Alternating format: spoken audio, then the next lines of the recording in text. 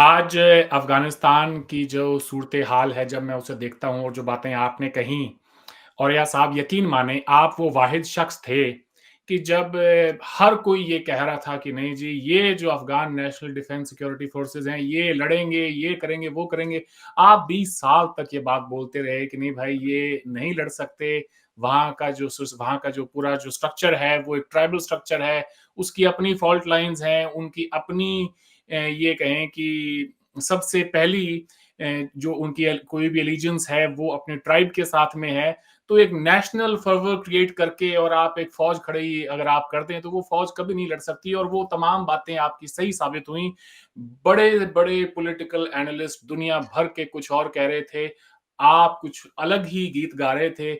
आखिरकार आपकी वो कही हुई बात सच साबित हुई और इसीलिए मैंने कहा कि जी, जितना आप समझते हैं पाकिस्तान के अंदर, मैं नहीं समझता कि कोई दूसरा इंसान होगा कि जो अफ़गानिस्तान के समाजी ताने-बाने को या वहाँ की जो हुकूमत है, उनको समझता हो। आप उनके साथ में राब्ते में भी रहे हैं माज़ी में। उम्मीद करता हूँ कि आप जैसे लोग जो हैं, कम से कम 1-2 बातें हमारे जैसे लोगों की भी पहुँचा दें और शायद तालिबान मान भी लें कि अगर इसमें तो कोई शक नहीं है कि उनके जितने भी इस वक़्त तरक्की के जो मंसूबे हैं, वो जो 285 किलोमीटर लंबी कैनाल वो बना रहे हैं, मैंने उसके तमाम जो उससे लेकर जो आर्टिकल्स हैं, वीडियोज़ देखे हैं, माइंड ब्लोइंग प्रोजेक्ट है। किसी ने सोचा नहीं था कि तालिबान इस किस्म का कोई प्रोजेक्ट जो है वो शुरू करेंगे और जिस तरह से आपने कहा जो भी हो, चलें वहाँ पे आईएस खुरासान का भी एक थ्रेट है, लेकिन बाय एंड लार्ज आज पहली बार है कि पिछले 20 सालों में अफ़गानिस्तान में अमन तो आया है। अमन भी आया है काफ़ी हद तक जैसा आपने कहा डॉलर हो, पेट्रोल की कीमतें हों, गैस की कीमतें हों, खाने-पीने की चीज़ें हों, अद्वियात हों, वो पाकिस्तान से बहुत सस्ती हैं।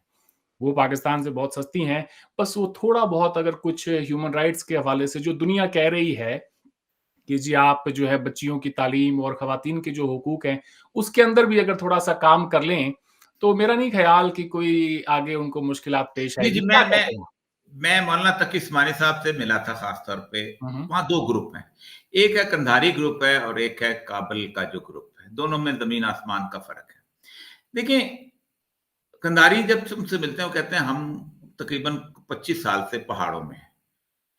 हमें पता ही नहीं था कि दुनिया कितनी बदल चुकी हुई है। इंटरनेट आ चुका हुआ है, टीवी आ चुका हुआ है, अखबार आ चुका हुआ है, लोग आ चुके हुए हैं। इवन यहाँ पर कैसीनोज़ खुल गए हुए हैं, यहाँ पर और शराब के मुख्त किस्म के पब्स खुल गए हुए हैं। अमेरिका की खराबी पता है क्या है? कि अमेरिका जहाँ जाता है, वो अपना कल्चर वहाँ पर एक जज़ीरे के तौर पे एस्टेब्लिश करने की कोशिश करता है। यही उसकी सबसे बड़ी गलती है। अगर उसी कल्चर के हिसाब से चलता रहे और अपनी जो जो ख़वातीन हैं, उनको वहाँ अफ़गानी तलबा के साथ डांस ना करवा के वीडियोज़ ना तो रिज़ेंटमेंट भी इतनी ना हो। अब वो कहता है, हमें बिल्कुल नहीं पता था। जबकि वो लोग जो दूसरा ग्रुप है, जो जलालुद्दीन हक्कानी वाला, वो ज़रा-सा रीज़नेबल ग्रुप है। वो चाहते हैं कि नहीं, अब बदल गया है, अब औरतों को तालीम हासिल करने दो। अब वो मैट्रिक तक जो सूरत-ए-हाल है, वो तो किसी हद तक उन्होंने कर ली कि अलग-अलग उनको फैसिलिटीज़ मिल गई। मैट्रिक से लेके एमए के दरमियान जो है ना, जवान ख़वातून, उसके ऊपर उनकी वो बड़ा ये बहुत मसला है। ये उनको कहा जा सकता है, कायल किया जा सकता है कि ये अब सेग्रीगेशन ठीक है। देखें, दुनिया पूरी के अंदर कमर्शियल बेसिस के अंदर अलहदा लड़कियों के स्कूल होते हैं ना, पाकिस्तान में भी हैं। क्योंकि मैं चाहता हूँ कि मेरी लड़की अलहदा पढ़े, तो उसने पाकिस्तान का ग्रामर स्कूल फीमेल कैंपस है, ग्रामर कॉलेज फीमेल। ऑक्सफोर्ड के अंदर जो आप अभी तक फीमेल कॉलेज में बेनजीर से पढ़ी है, फीमेल कॉलेज अलहदा है, अभी तक अलहदा है, उनका एक ट्रेडिशन है, अभी चली आ रही है, खत्म जो भी होता है। ये किया जा सकता था। मसला सारा ये है कि अफगानों के साथ कोई बैठ के इंसानों की तरह ढंग से गुफ्तगू तो करे। मैं क्या समझाऊंगा, चाइना इनको समझा समझा के मर गया कि देखिए, चाइना ने वखान कॉरिडोर को, आसान काम है वहां से रेल निकालनी। चाइना ने वहां से वखान कॉरिडोर से रेल निकाली ना, कि नहीं निकाली, और लेके गए वहां पर। चाइना वहां पर इस इन्वेस्टमेंट कर रहा है कि नहीं कर रहा? सब कुछ उनको पता है कि अफगानिस्तान का पोटेंशियल क्या है। Afghanistan is Saudi Arabia of lithium, और ये पोटेंशियल आपको एक्सप्लॉइट करना चाहिए था, अब आपके दूसरे एक्सप्लॉइट कर रहे हैं। सबसे बेहतरीन कोस्ट लाइन तो आपकी है जो अफगानिस्तान को लगती है।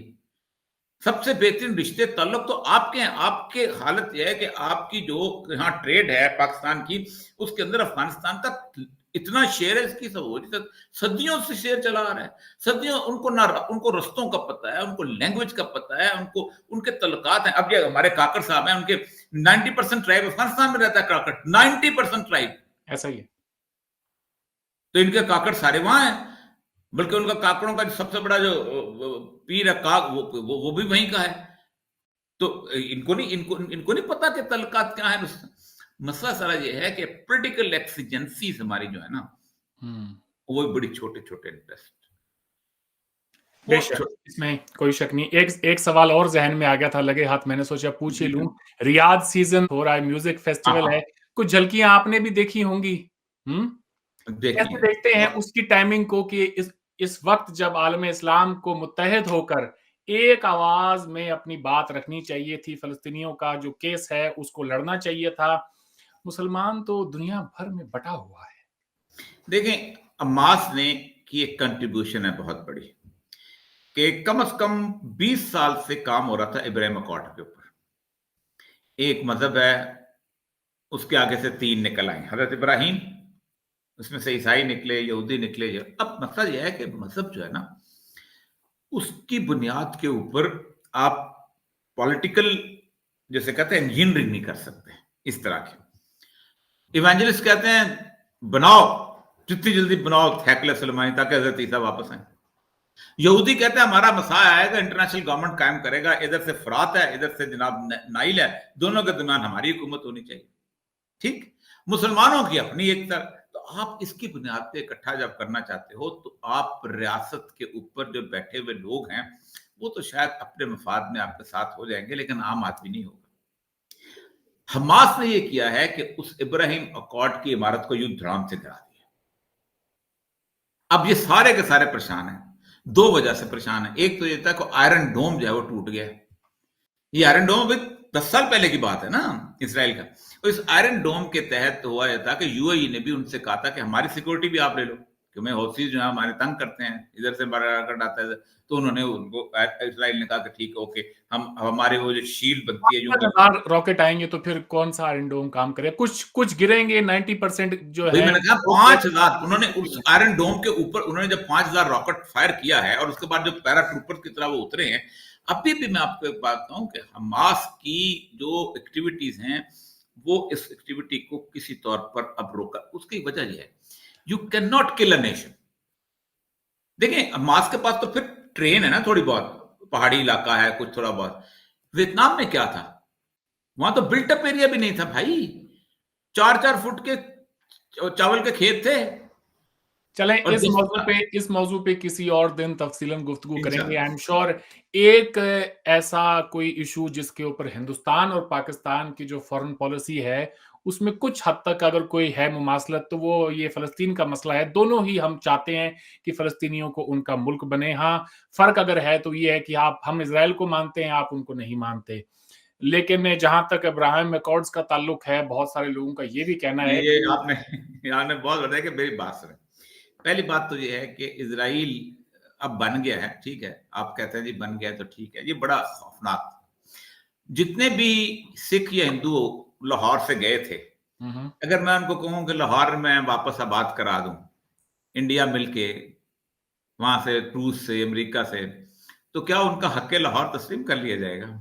देखें, एक किताब आई है सॉलमन रीड की, बड़ी सीट की बड़ी मशहूर किताब है उसकी। उसने कहा है कि ये तो सारे बनी इसराइल भी नहीं थे, अश्केनाजी जूस थे, यूरोपियंस थे। ये बड़ी लंबी बहस है, लेकिन मैं इसलिए कह रहा हूं कि 2 स्टेट भी अगर आप करनी भी है ना, तो प्राइमरी हक फलस्तीनी का है।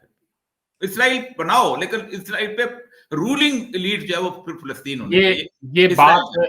ये बात कहने के लिए कोई आवाज भी तो हो जो अमेरिका के सामने उठकर ये बात कह सके। मुसलमानों में तो ये आवाज है ही नहीं। नहीं, बिल्कुल नहीं। मुसलमानों में ये आवाज है ही नहीं, तो फिर उनका केस लड़ेगा तो कौन लड़ेगा?